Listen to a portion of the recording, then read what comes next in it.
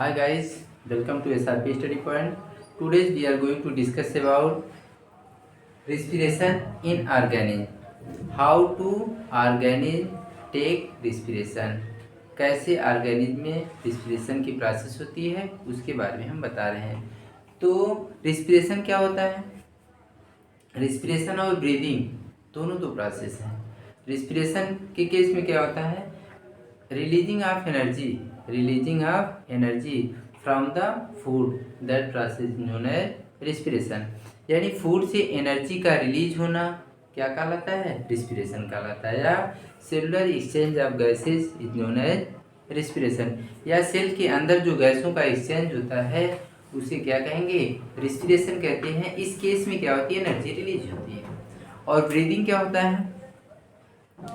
Inhalation and exhalation of air through respiratory tract, that's are known as breathing. respiratory tract means जैसे knows हो गया, nostril हो गया, trachea, lungs, यहाँ तक जो एयर इंटर कर रही है उसे इनहेल कहते हैं। और इस प्रोसेस को क्या कहा जाता है? इनहेलेशन कहा जाता है। और एक्सहेलेशन के केस में क्या होता है? लंग्स में अल्वियोलाई होती है, उसके द्वारा गैसों का एक्सचेंज होता है। जो अल्वियोलाई है उसमें कार्बन डाइऑक्साइड की अधिकता होती है और हमारा जो लंग्स है उसमें ऑक्सीजन की अधिकता होती है और वहाँ पे गैसें डिफ्यूज करती हैं, higher concentration to lower concentration की तरफ मूव करती हैं। दैट मीन्स हमारे लंग्स में ऑक्सीजन अधिक है और जो अल्वियोलाई है उसमें कार्बन डाइऑक्साइड अधिक है। फिर कार्बन डाइऑक्साइड लंग्स में इंटर कर जाती है और ऑक्सीजन अल्वियोलाई में। तो इस तरह गैसों का एक्सचेंज हो जाता है और फिर वहाँ से जो carbon dioxide rich air lungs से हमारे बाहर आती है उसी को एक्सहेलेशन कहते हैं। और जो ऑक्सीजन रिच एयर हमारे लंग्स को पहुँचती है उसे इनहेलेशन कहते हैं। तो टेकिंग ऑफ एयर को इनहेल करना, जो हम एयर लेते हैं उनको इनहेल कहा जाता है। जो एयर हम रिलीज करते हैं उसको एक्सहेल कहा जाता है। और प्रोसेस को क्या कहेंगे? Taking of air inhalation and out of air exhalation. तो यहाँ पे ब्रीदिंग और रिस्पिरेशन आपको समझ में आ गया। ब्रीदिंग क्या है? एक तरह की फिजिकल प्रोसेस है, इसमें किसी भी तरह की कोई एनर्जी रिलीज नहीं होती है। और जो रिस्पिरेशन है बायोकेमिकल प्रोसेस है, इसमें क्या होती है कि एनर्जी रिलीज होती है। तो हम क्वेश्चन आंसर कराएंगे। इसमें भी जैसे एरोबिक रिस्पिरेशन होता है, एनारोबिक रिस्पिरेशन होता है। एरोबिक रिस्पिरेशन में क्या होता है कि ऑक्सीजन प्रेजेंस होती है जिसको हम एरोबिक रिस्पिरेशन कहते हैं। एनारोबिक रिस्पिरेशन में क्या होता है कि ऑक्सीजन एब्सेंस होती है जिसको हम एनारोबिक रिस्पिरेशन कहते हैं।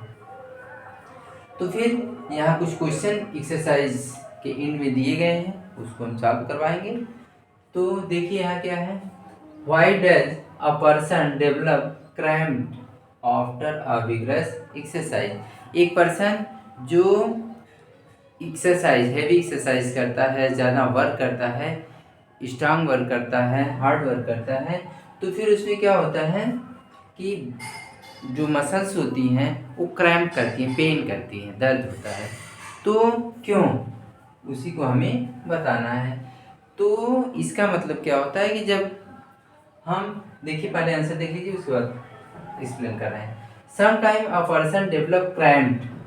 क्या होता है? क्रैम्प होता है। इसको यहीं से पूरा यहाँ तक राइट करेंगे। Cramp after a vigorous, vigorous means होता है ज़्यादा exercise due to anaerobic respiration. तो इस केस में क्या होता है कि हमें ज़्यादा ऑक्सीजन की ज़रूरत होती है। इन मसल सेल्स में ज़्यादा ऑक्सीजन की ज़रूरत होती है because exercise require more energy. और जब हम एक्सरसाइज करते हैं तो हमें ज़्यादा एनर्जी की ज़रूरत होगी और ज़्यादा एनर्जी कब मिलेगी? जब वो फूड ब्रेक होगा।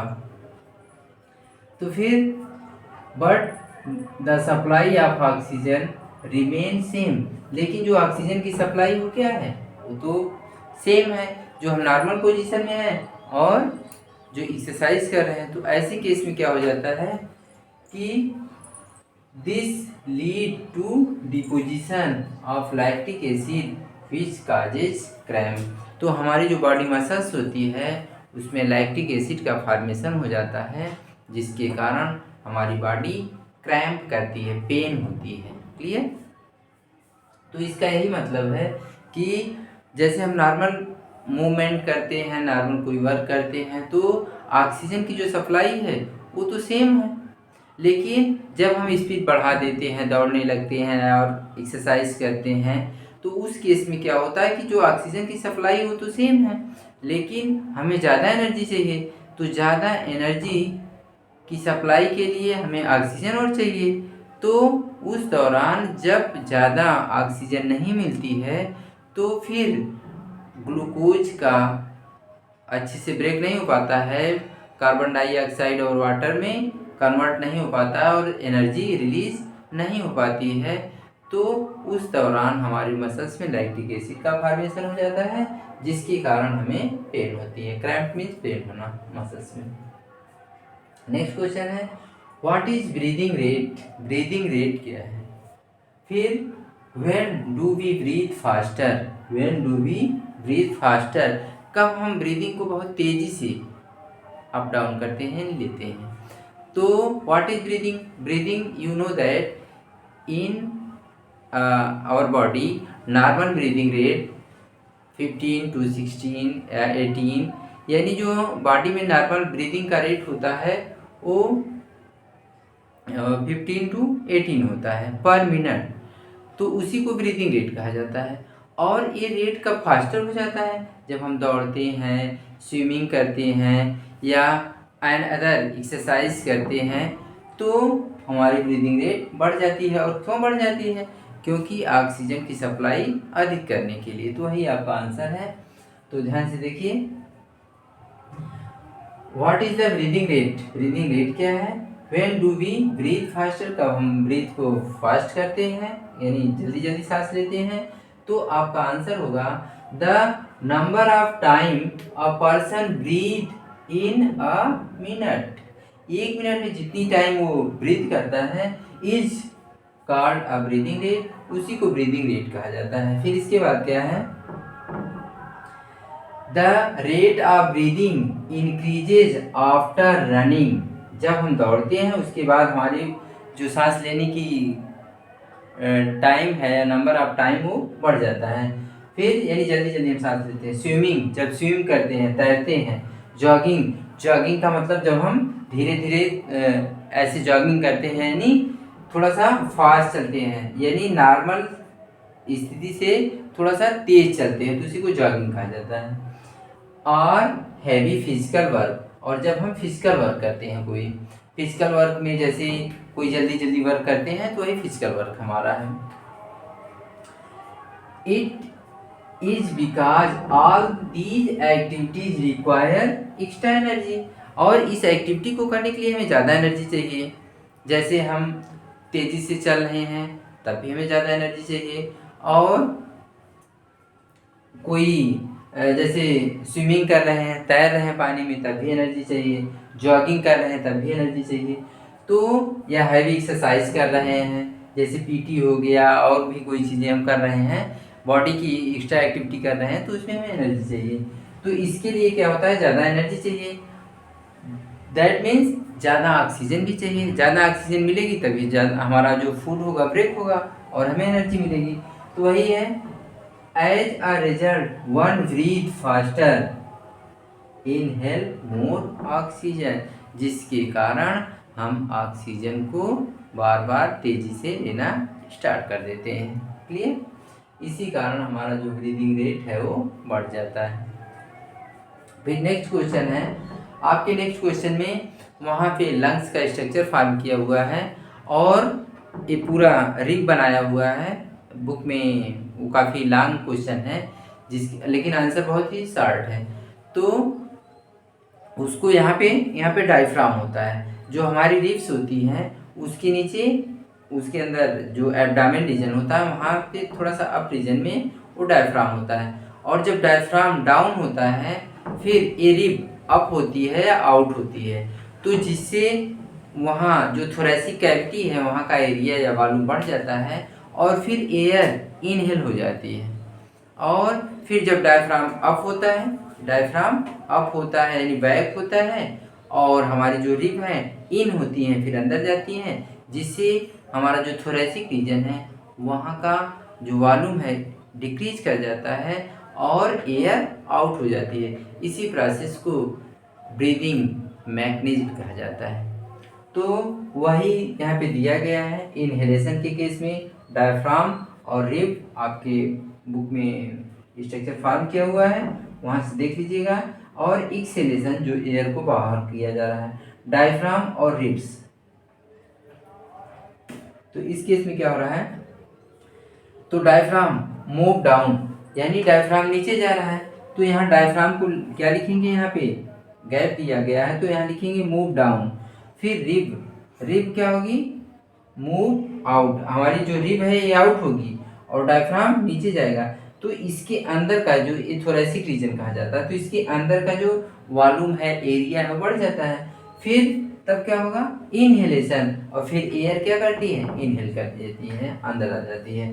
फिर एक्सेलेशन क्या होता है, तो इसी का अपोजिट रिएक्शन हो जाता है, तो उसे एक्सेलेशन कहते हैं। जैसे डायफ्राम, डायफ्राम जो नीचे गया हुआ है अब कहाँ आ रहा है, मूव बैक यानी फिर वापस आ रहा है, यानी अप आ रहा है। डायफ्राम कहाँ जा रहा है, अप आ जा रहा है।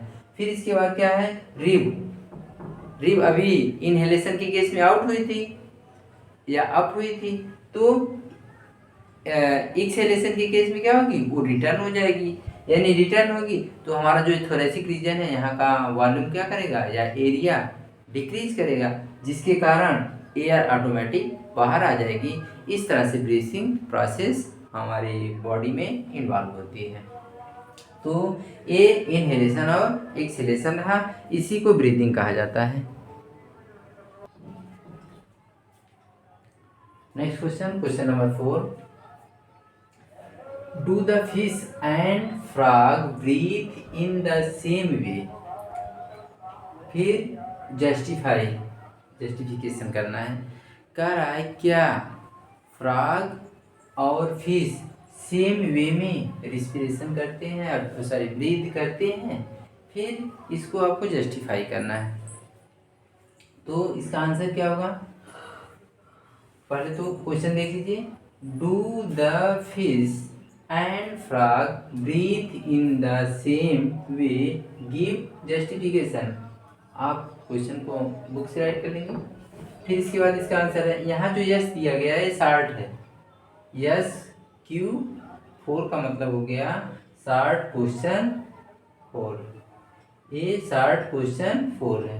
जहाँ पे भी यस दिया गया है और फिर क्यू लिखा गया, क्यू मीन्स क्वेश्चन हो गया, यस मीन्स शार्ट में, और शार्ट का है, क्वेश्चन किसका है, शार्ट का।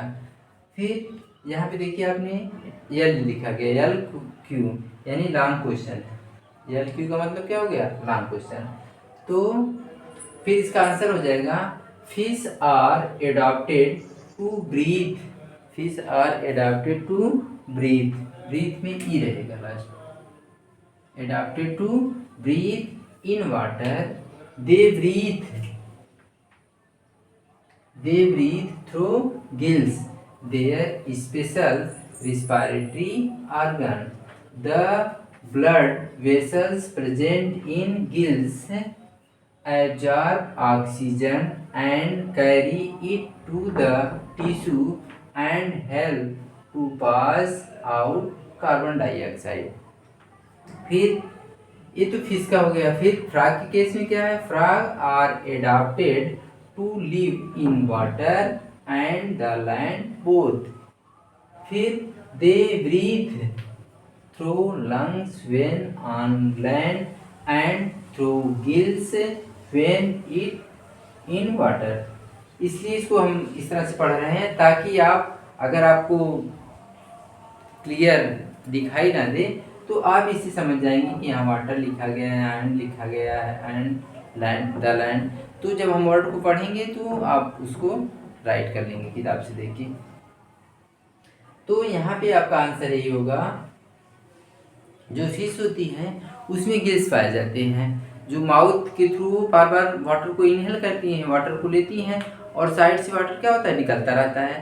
तो माउथ जहाँ गिल्स होता है, गिल्स में ब्लड वेसल्स पाई जाती है। ब्लड वेसल्स बहुत ही थिन लेयर होती है, जैसे कैपिलरीज हो गया, आर्टरी हो गया, वेन हो गया, इन्हीं को ब्लड वेसल्स कहा जाता है। तो यहाँ पे थिन वेन पाई जाती है, कैपिलरीज पाई जाती हैं, जहाँ पे गिल्स होती है वहाँ पे किसकी अधिकता होगी, यानी वो ब्लड बॉडी से आ रहा है तो वहाँ पे कार्बन डाइऑक्साइड की अधिकता होगी, और जो वाटर है उसमें किसकी अधिकता होगी, ऑक्सीजन की। तो ऑक्सीजन इनहेल कर जाती है किसमें, कैपिलरीज में, यानी गिल्स में जो कैपिलरीज हैं थिन थिन, तो उसमें इंटर कर जाएगी, और जो कार्बन डाइऑक्साइड उसमें कैपिलरीज में है वो वाटर में आ जाएगी। इस तरह से गैसों का एक्सचेंज हो जाएगा और कार्बन डाइऑक्साइड बाहर आ जाएगी वाटर में। ये तो फिश के केस में रहा, लेकिन फ्रॉग के केस में, फ्रॉग में लंग्स भी होता है और गिल्स भी होता है। गिल्स लेकिन टेडपोल स्टेट में होता है जब वो वाटर में रहता है। तो वो जो पानी, वो सबक्यूटेनियस रिस्पिरेशन भी करता है, लेकिन अभी 7 के लेवल में बस इतना ही है। तो यहाँ पे है frog are adapted to live in water and land both. जो फ्रॉग होता है वाटर में भी रह सकता है और लैंड पर भी रह सकता है। फिर कह रहा है कि they breathe through lungs when on land. जब वो लैंड पर होगा, जमीन पर होगा, तो किससे ब्रीथ करेगा, लंग से, और व्हेन लिव इन वाटर, और जब वो वाटर में रहेगा तो थ्रू गैस रिस्पिरेशन करता है। क्लियर। फिर नेक्स्ट क्वेश्चन है, question number 5, why one is not advise to sleep under a tree during night. क्यों लोगों को सलाह दिया जाता है, परामर्श दिया जाता है कि पेड़ के नीचे रात में नहीं सोना चाहिए। तो इसका मतलब वो दिन में क्यों सोना चाहिए और रात में क्यों नहीं सोना चाहिए।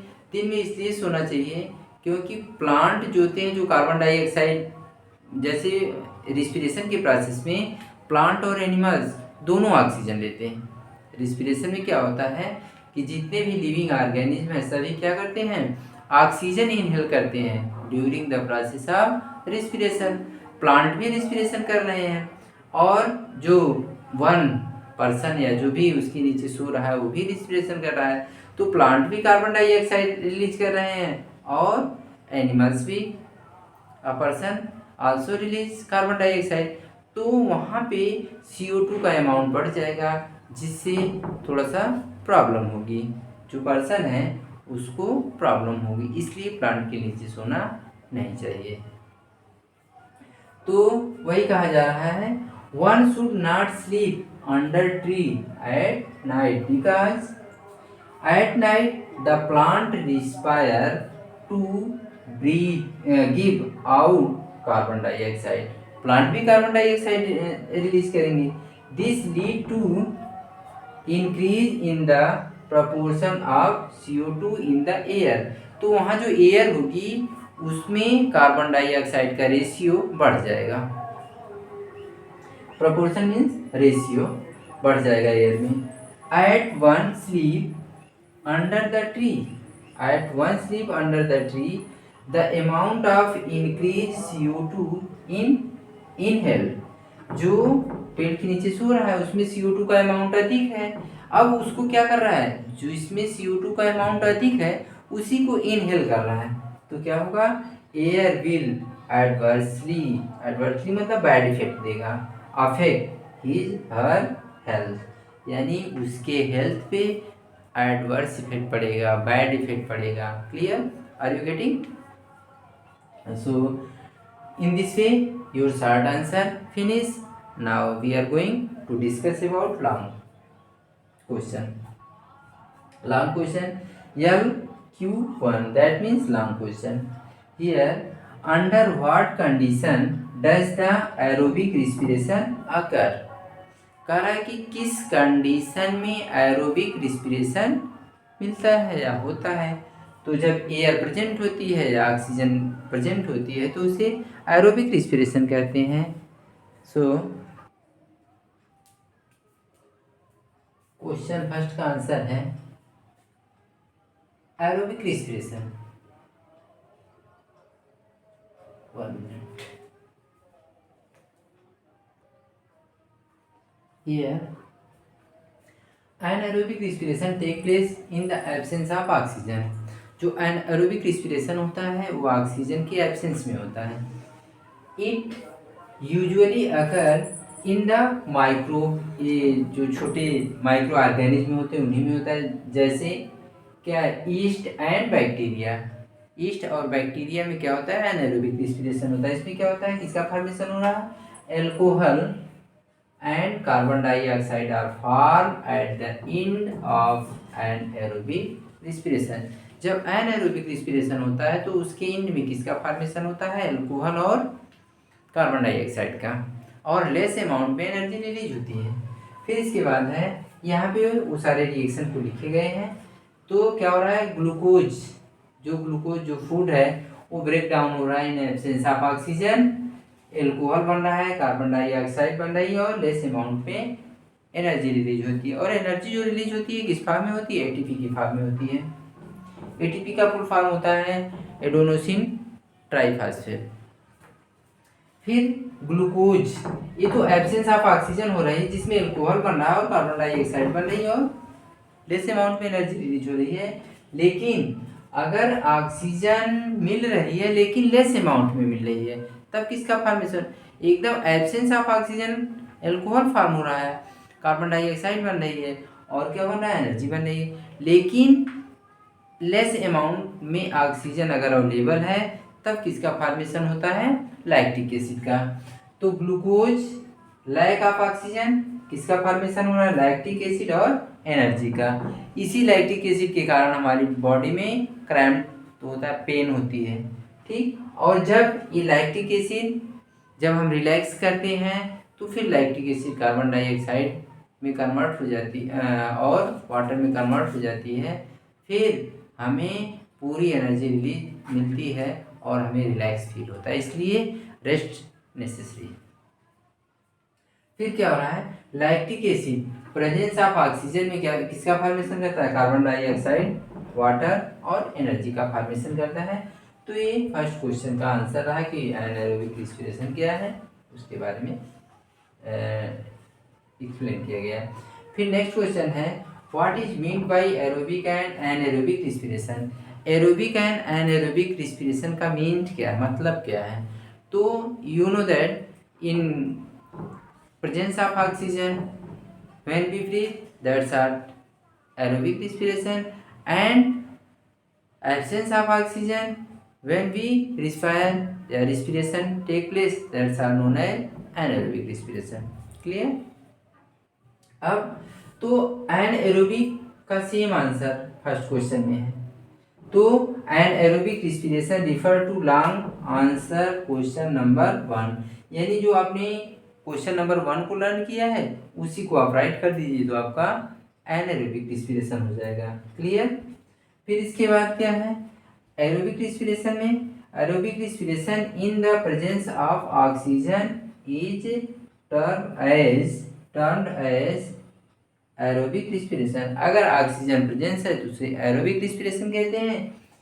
तो फिर during aerobic respiration glucose is oxidised, glucose break करता है किसमें, कार्बन डाइऑक्साइड एंड वाटर में।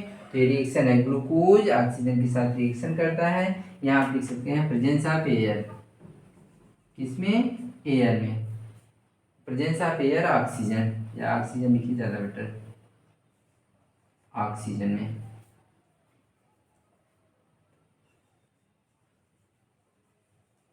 ऑक्सीजन की प्रेजेंस में क्या बन रहा है, कार्बन डाइऑक्साइड, वाटर और एनर्जी बन रही है। इन दिस वे ये सेकेंड आंसर योर क्वेश्चंस। फिर illustrate by giving reaction that take place during both type of respiration. तो यही आपका रिएक्शन हो गया, ये डिफिनीशन नहीं, इसमें भी डिफिनीशन नहीं, और इस रिएक्शन को आप एनाएरोबिक में लिख देंगे और इस रिएक्शन को एरोबिक में रिएक्शन लिख देंगे। इसलिए इस तरह से आपका एरोबिक एंड इनएरोबिक कंप्लीट हो जाएगा। Question number 3 lungs. Insect and plant both है pore for the exchange of gases, यानी इंसेक्ट में भी या एनिमल्स में भी पोर होते हैं जिससे गैसों को एक्सचेंज करते हैं, और as the same in plant में भी होते हैं।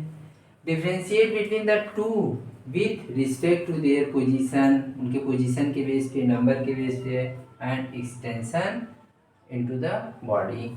तो आप यहाँ केवल लिख लीजिए respiration in plant, respiration in animals, animals में इंसेक्ट भी आ जाएंगी।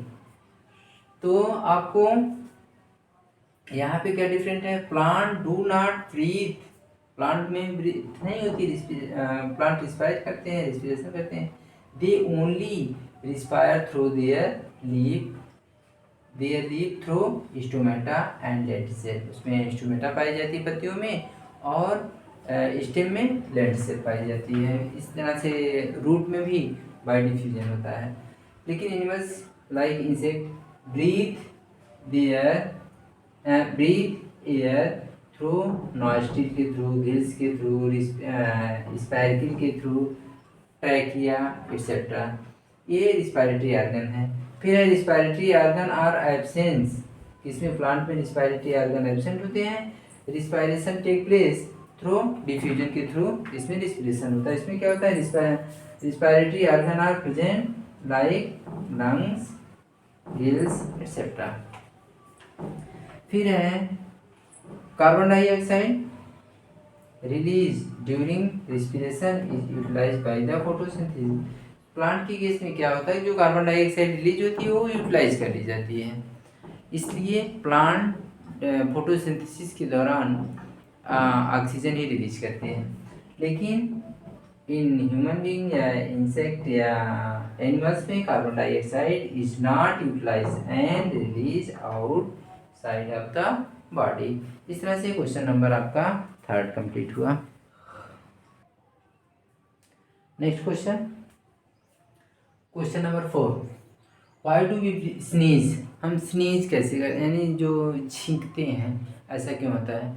क्योंकि हमारी बॉडी के अंदर जब डस्ट पार्टिकल्स इंटर करते हैं तो हमारी बॉडी उसको एक्सेप्ट नहीं करती है, जैसे लंग्स हो गया या जो भी उसके सरफेस पे मिसलेजनेस लेयर होती है वह उसे एक्सेप्ट नहीं करती है, तो हमें तेज़ी से स्नीजिंग आती है। तो उसी के बारे में आपको देखना है। Sneezing is a reflex action, यह एक रिफ्लेक्स एक्शन होता है। Reflex action means automatic reaction होता है, ऑटोमेटिक एक्शन होता है। When some irritant like smoke, irritant का मतलब जो हमको एक तरह से टीज करते हैं, जैसे मतलब कोई डस्ट पार्टिकल अगर चला गया या कोई हमारे सरफेस पे कुछ अगर रेंग रहा है तो हमें इरिटेशन होता है, मतलब एक ये होता है कि उसको कैसे हटा दिया जाए।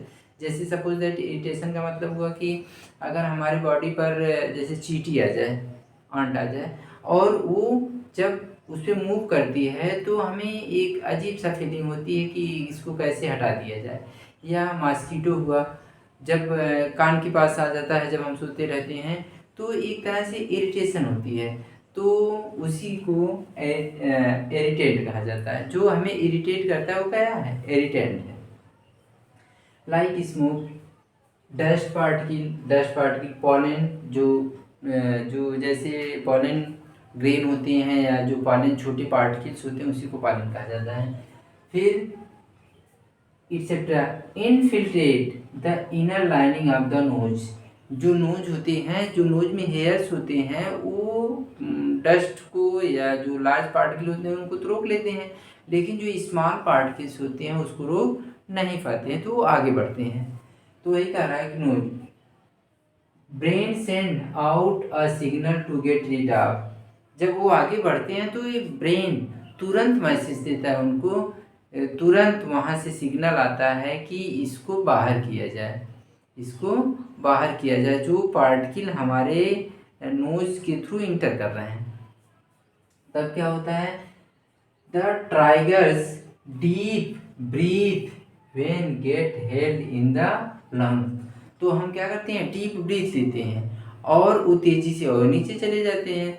तब फिर क्या होता है, as the result the chest muscles tighten, और चेस्ट की मसल्स तब क्या हो जाती हैं, टाइट हो जाती हैं, उसको निकालने के लिए एकदम रेडी हो जाती हैं। फिर क्या होता है, tighten and the pressure forces breathe, और तेजी से ब्रीथ होती है सांस, to come out fast through the nose in the form of the sneeze. तब तेजी के साथ वो क्या होता है, प्रेशर क्रिएट होता है और फोर्स के साथ हमें स्नीजिंग आती है। और फिर क्या होता है, इन the form of sneezing let the irritant out from the inhaled air. जो एयर के साथ हमारे लंग्स तक पहुंच गए हैं, जो हमारी रिस्पायरेटरी ट्रैक तक पहुंच गए हैं, उनको तेजी से जब स्नीजिंग होती है तो बाहर हो जाते हैं। तो वही प्रोसेस क्या कहलाती है, स्नीजिंग कहलाती है। फिर नेक्स्ट क्वेश्चन है, describe respiration in plant. Plant में कैसे रिस्पिरेशन होता है, तो प्लांट में जो रिस्पिरेशन होता है उसमें थ्रो स्टोमेटा होते हैं, लेंटिसेल होते हैं, और रूट में एपिब्लेमा, जैसे एपिडर्मिस पाई जाती है स्टेम में, वैसे एपिब्लेमा होती है रूट सेल में, और उसी के द्वारा गैसों का एक्सचेंज होता है। तो वही यहाँ पे आपका आंसर है। प्लांट्स आल्सो रिस्पिरेशन करते हैं, they take in oxygen and release carbon dioxide during respiration double time भी दिया गया है, during respiration in plant take place, respiration, इसको कैपिटल में लीजिए, respiration in plant take place through root stem and leaf. During respiration होता है, और रिस्पिरेशन में क्या होता है कि ये हम किससे लेते हैं, रूट से, स्टेम से एंड लीफ से। लीव्स में कैसे ब्रीदिंग होते हैं, leaves and young green stem, यानी ग्रीन स्टेम में भी जो पोर होते हैं, take in oxygen and release carbon dioxide through tiny pore called stomata on their surface. वो सरफेस पे स्टोमेटा प्रेजेंट होते हैं। स्टोमेटा क्या होता है, टाइनी पोर होता है, जिसके द्वारा वो गैसों का एक्सचेंज करते हैं। इसी तरह से स्टेम में क्या होता है, stem exchange through lenticel, stem में लेंटिसेल प्रेजेंट होती है जो गैसों का एक्सचेंज करती है, and root through epiblema, root में एपिब्लेमा के थ्रू गैसों का एक्सचेंज होता है। Clear, are you getting?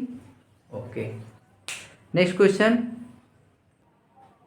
Next higher order thinking question है। इसमें कहा जा रहा है कि क्वेश्चन है, why do mountaineer carry cylinder oxygen cylinder with them. जो माउंटेनियर हैं, जो पर्वतारोही हैं, जो पर्वतों पर चढ़ते हैं, जो ऊंचाइयों पर चढ़ते हैं, वो ऑक्सीजन सिलेंडर क्यों कैरी करते हैं, ले जाते हैं, उसके बारे में है। तो you know that when we are going to up the air become rare. तो वहाँ पे जब एयर रेयर होगी तो ऑक्सीजन भी कम होगी, तो इसलिए हम जब ऊंचाई पर जाते हैं तो हमारी ब्रीदिंग रेट भी बढ़ जाती है। क्यों? क्योंकि अधिक ऑक्सीजन की हमें ज़रूरत होती है। तो जो भी ऑक्सीजन वहाँ अवेलेबल है उसको गेन करने के लिए हमारी आरबीसी की साइज़ बढ़ जाती है, हमारे फेस रेड हो जाते हैं, रेडनेस शो करते हैं। तो बस इसका आंसर यही होगा, हार्ट का, हायर ऑर्डर थिंकिंग का। क्वेश्चन हमने नहीं लिखा है क्योंकि ये क्वेश्चन काफ़ी लॉन्ग हो जाएगा, वीडियो भी लॉन्ग हो जाएगी, तो इसलिए हमने क्वेश्चन नहीं लिखा है। हार्ट का 2 ही क्वेश्चन है, आप क्वेश्चन राइट कर लीजिएगा और हम केवल आंसर लिख दिए हैं। बुक से आप क्वेश्चन को राइट कर लीजिएगा। यहाँ पे है कि जो माउंटेनियर होते हैं अपने साथ गैस सिलेंडर क्यों ले जाते हैं ऑक्सीजन का, तो द एयर बिकम रेयरर, यानी बहुत रेयरर का मतलब दूर दूर हो जाती हैं उसकी molecule, as we go to higher altitude. Altitude का मतलब जब ऊंचाई पर बढ़ते हैं, आगे बढ़ते हैं, ऊंचाई पर जाते हैं, हायर। एज अ रिजल्ट, जिसका रिजल्ट क्या है, the oxygen become less available at the higher altitude, मतलब ऊंचाई पर वही हमने जो बताया ना कि ऑक्सीजन का अमाउंट कम हो जाता है। दस द माउंटेनियर, यहाँ पे हो जाएगा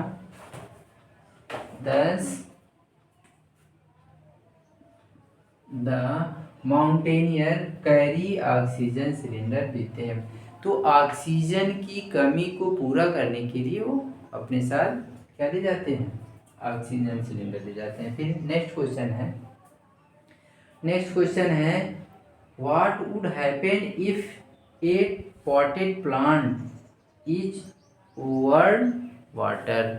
क्या होगा कि पॉटेड प्लांट मतलब गमले में आपने प्लांट लगा दिया और उसमें पूरा ओवर पानी भर दीजिए, खूब ज़्यादा पानी भर दीजिए, एकदम ओवर हो जाए। ओवर का मतलब कि उसके ऊपर भी पानी हो जाए, तो यानी प्लांट उसमें डूब जाए, डिप कर जाए, तब क्या होगा देखिए।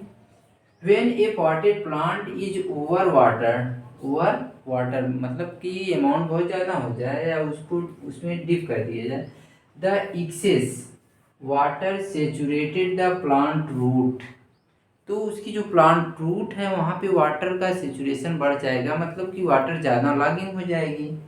फिर क्या होगा, प्लांट ब्रीथ थ्रू रूट, और प्लांट किसके थ्रू ब्रीथ कर रहे हैं उस दौरान, रूट के थ्रू। तो if there is water is the in the soil, the tiny root hairs are unable to get the air, जो रूट की टाइनी हेयर्स हैं जो एयर को ले रही हैं, उसमें क्या हो जाएगा, hairs are unable to get the air को लेने में वो क्या होंगी, प्रॉब्लम फील करेंगी, यानी उसमें एयर इंटर नहीं हो पाएगी। Trapped in the soil, trapped in the soil जो सॉयल से है, एंड द प्लांट में इवन डाई, और प्लांट डेड कर सकते हैं। इसीलिए ज़्यादा वाटर प्लांट को अवेलेबिलिटी उसकी उसके लिए हार्मफुल है। Thank you for watching this video, bye.